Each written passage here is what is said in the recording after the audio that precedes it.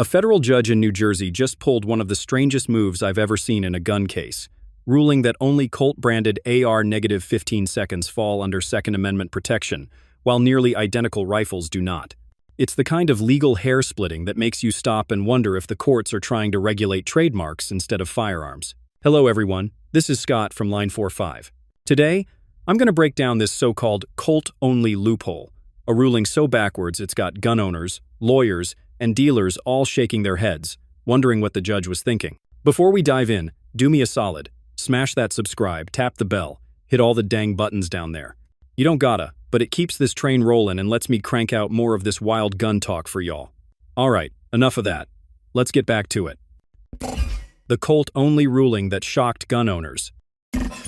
Man, I've read some wild court opinions in my time, but this one out of New Jersey still blows my mind. Back in 2023, when federal judge Peter G. Sheridan ruled on the state's assault weapon ban, he made a distinction that no gun owner or lawyer saw coming. He said the Colt AR-15, and only that brand, fell under Second Amendment protection, while other AR-15 style rifles didn't. Think about that for a second. Same caliber, same function, same design. But according to the judge, the trademark on the receiver was what gave it constitutional cover. That's not just strange, that's borderline absurd. Now, New Jersey has always been one of the toughest states when it comes to AR-15 seconds. They've banned rifles labeled Colt AR-15 since 1990, lumping them into the assault firearm category alongside AKs and others.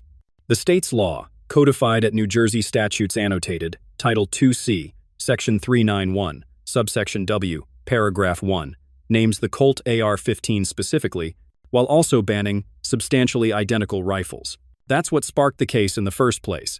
Gun owners argued the definition was vague and unconstitutional under Heller in 2008 and Bruin in 2022. But instead of striking the ban, Judge Sheridan carved out this bizarre loophole that only Colt's rifles get 2 amperes protection. It made zero sense to the folks on the ground. How can a Rock River, Bushmaster, or Smith & Wesson AR be banned if they're functionally the same as Colts? That's why this case didn't die at the district level. It exploded into appeals, and trust me, the fight only got hotter from here. What the judge actually said. When I read Judge Peter Sheridan's opinion, I had to double-check I wasn't looking at some parody. Here's a federal judge saying the Colt AR-15 is covered by the Second Amendment, but your Ruger, Bushmaster, or Smith & Wesson AR-15? Nope, those don't count. Heck, that's not just splitting hairs, that's rewriting gun rights around a brand name. The law he leaned on is New Jersey Statutes Annotated, Title 2C, Section 391, Subsection W, Paragraph 1, which straight up lists the Colt AR-15 and any copy or duplicate as banned assault firearms in New Jersey. Instead of calling out the whole statute as vague and unconstitutional, Sheridan flipped it. He basically argued that Colt's AR-15 was historically recognized, making it fall under Heller and Bruin, while other makers didn't get the same pass. That's wild when you think about it. An AR is an AR, same controls, same caliber, same function. But in Sheridan's ruling, the roll mark on your receiver decides whether you're exercising a constitutional right or committing a felony. I've been around this game long enough to tell you that makes no sense. Try explaining that to a gun owner who buys a Rock River Arms AR-15. They're holding the same rifle, but the court says their gun doesn't qualify? That's not how the Second Amendment works. That's why this decision ticked off so many people, and it's also why this case didn't end there. The appeal to the Third Circuit was inevitable, and once the higher court got wind of this Colt-only logic, things got even spicier. Why the loophole makes no sense. Here's the thing. Sheridan's Colt-only carve-out falls apart the second you put hands on an AR. Mechanically, an AR-15 is an AR-15, no matter what name is stamped on the lower receiver. A Colt AR-15 Sporter, a Smith & Wesson M&P 15, or a Ruger AR-556 all use the same direct impingement system, fire the same 2.23 divided by 5.56 NATO rounds, take the same magazines, and run nearly identical controls. Even the aftermarket parts, uppers, stocks, triggers, are interchangeable across brands. So, for a judge to say a Colt AR-15 deserves constitutional protection but a Bushmaster doesn't, that's like saying a Ford F-150 gets driving rights but a Chevy Silverado doesn't. It makes zero technical sense. Legally, it's just as shaky. The Supreme Court in District of Columbia versus Heller said guns, in common use, are protected under the Second Amendment. And by every measure, The AR-15 platform is the definition of common use. Industry estimates put over 20 million AR-15 style rifles in civilian hands in the US as of 2020, and that number has only grown since. No court can honestly argue the design is rare or unusual. Whether it says Colt or Smith & Wesson on the roll mark, the rifle is still the same tool used by millions for sport, defense, and training. That's why Sheridan's ruling blew up so fast. It ignored both the engineering reality and the legal precedent. And that mess is exactly what pushed this fight straight into the Third Circuit Court of Appeals. Immediate fallout in New Jersey. When Sheridan dropped that Colt-only opinion, the reaction in New Jersey was fast and ugly. Gun owners were flat-out furious. I remember scrolling through forums the night it hit. Guys were posting pics of their ARs asking, "So mine's illegal because it doesn't say Colt on the side?" That's how ridiculous it felt on the ground. And in a state where penalties for owning a so-called assault firearm can mean years in prison under New Jersey statutes annotated, Title 2C, Section 395, Subsection F, folks weren't just mad, they were scared. Dealers got hit with headaches right away.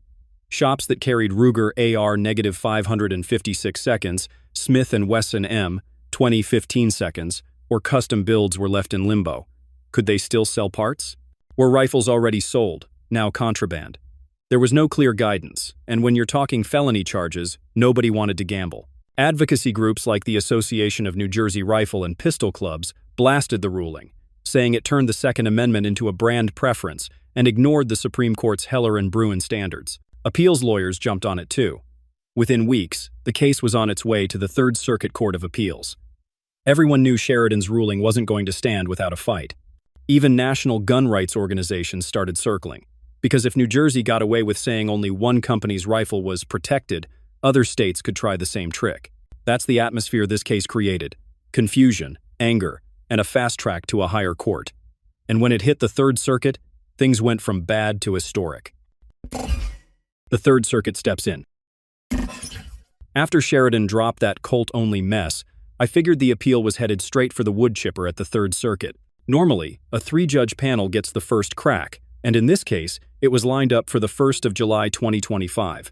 Judges Patty Schwartz, A., Wallace Tashima, a Ninth Circuit visitor, and Paul Mady. Anybody who follows this stuff knows what that means. Schwartz and Tashima have sided with gun control before. Mady leans pro-2 amperes. That's a 2-to-1 loss for gun owners all day, which would have left New Jersey's AR-15 and magazine bans locked in. But heck, right before the ruling even hit paper, the whole Third Circuit pulled the eject handle. Every active judge voted to rehear it en banc, all 13 of them. That's not normal. That's the court saying, this case is too damn big for just 3 judges. En banc eats time, money, and resources, and they only do it if the panel's draft looks like it's breaking from Supreme Court precedent. My gut says the panel went heavy against Bruin, and the rest of the court didn't want to be the one that got smacked down later. Right now, the Third Circuit is sitting at 13 active judges. By most counts, it's a 7-6 tilt in favor of gun rights. And if Judge Jennifer Mascott gets confirmed, that edge gets even sharper. So instead of a quiet little panel decision, we've now got a full-blown en banc hearing scheduled for October 2025. And make no mistake, this thing's got Supreme Court written all over it. Bigger constitutional stakes.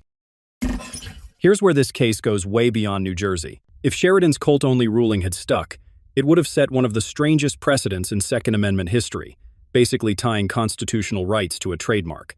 That would have opened the door for other states to say, sure, you can have this specific brand, but every other identical rifle? Felony.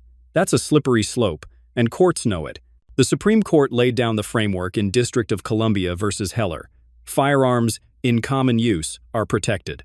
Then, in NYSRPA versus Bruin, they tightened the test, saying modern gun laws must align with the nation's historical tradition of firearm regulation, and AR-15 seconds more than qualify. Industry reports show over 20 million AR-15 style rifles in civilian hands as of 2020, and sales have only climbed since, especially during the 2020-2023 surge, when background checks topped 39 million in 2020 alone, according to FBI NICS data. That makes the AR-15 the most common rifle platform in the country, period. So if one federal court tried to slice out protections for only Colt rifles, while ignoring the millions of near-identical ARs from Ruger, Smith & Wesson, or Daniel Defense, it would have clashed directly with Heller and Bruin. That's why the full Third Circuit stepping in matters so much.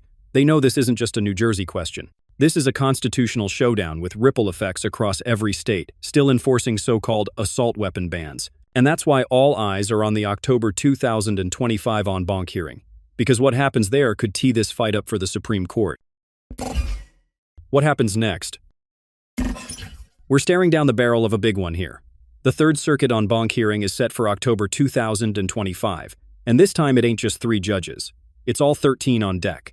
The way the numbers shake out, it's sitting around a 7-6 edge toward gun rights, and if the Senate signs off on Jennifer Mascott, a Thomas Clerk and hardline originalist, that edge only gets stronger. That's the lineup walking into this fight. Now, if this court flips New Jersey's AR-15 and mag bans, it'll be the first appeals court to say flat out, Bruin doesn't leave room for these laws. That's a massive deal, because it would clash head-on with rulings from the Second and Fourth Circuits, where judges already upheld similar bans. That's what lawyers call a circuit split, and let me tell you, the Supreme Court rarely ignores one of those.